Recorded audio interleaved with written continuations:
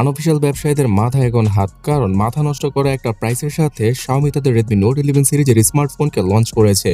আর এই সিরিজের শুধুমাত্র একটা ফোনকেই তারা নিয়ে এসেছে বাংলাদেশে। আর এই ফোনটার যে অফিশিয়াল প্রাইস তার থেকে আনঅফিশিয়াল প্রাইস অনেক বেশি। আমি কথা বলছিলাম Redmi Note 11 ফোনটার সম্পর্কে, যেখানে কিনা 90 হার্জের সুপার অ্যামোলেড প্যানেলের ডিসপ্লে রয়েছে। এছাড়া 6 ন্যানোমিটার আর্কিটেকচারে তৈরি করা Qualcomm Snapdragon 680 SoCর সাথেই আসে এই Redmi Note 11 4G স্মার্টফোনটা, মানে গ্লোবাল ভার্সনটা। তার সাথে 50 মেগাপিক্সেলের কোয়াড রিয়ার ক্যামেরা সেটআপ আর 5000 mAh এর ব্যাটারি থাকছে Redmi Note 11 স্মার্টফোনে।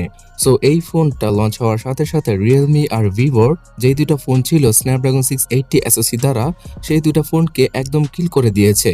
তো এত কথা না বাড়িয়ে চলুন প্রাইসিংটা সম্পর্কে জেনে নেওয়া যাক।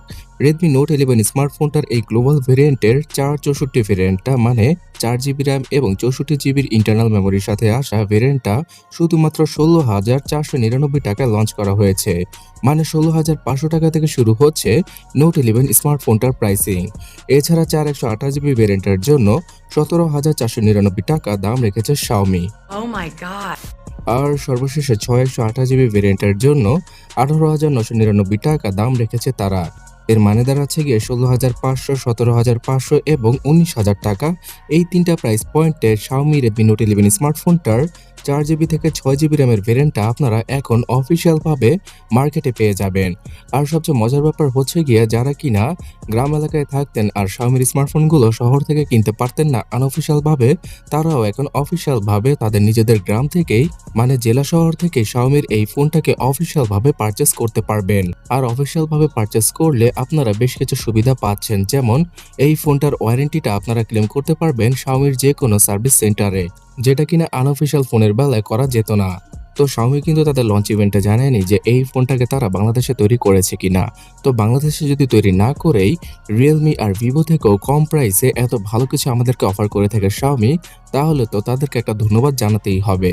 বিকজ Realme 9i ফোনটা অনেকটা সেম ক্যাটাগরির স্পেসিফিকেশনের সাথে আসে, আর সেই ফোনটাতে AMOLED প্যানেলের ডিসপ্লে নেই, যেটা কিনা Xiaomiর এই ফোনটাতে আছে। তারপরও Realmeর সেই ফোনটা থেকে 1000 টাকা কমে লঞ্চ করা হয়েছে Xiaomiর এই ফোনটির, মানে Note 11 স্মার্টফোনটির 464 ভেরিয়েন্টকে। এছাড়া ভিভোকে এখানে মেনশন না করলেই ভালো হয়, বিকজ তারা Vivo Y21T ফোনটাতে এই Snapdragon 680 SoC তো দিয়েছে, বাট ভোগাস টাইপের ক্যামেরা সেটআপ আর শুধুমাত্র HD রেজলিউশনের IPS LCD প্যানেলকে ইউজ করেছে ফোনের মধ্যে। তো সেই দুটো ফোন থেকে Redmi Note 11 4G অথবা গ্লোবাল ভেরিয়েন্টের স্মার্টফোনটা সবচেয়ে বেটার হবে এই প্রাইস পয়েন্টে। তবে এখানে সবচেয়ে বড় প্রবলেম হচ্ছে গিয়ে Xiaomi হয়তো 464GB ভেরিয়েন্টটাকে অতটাও অ্যাভেলেবল করবে না।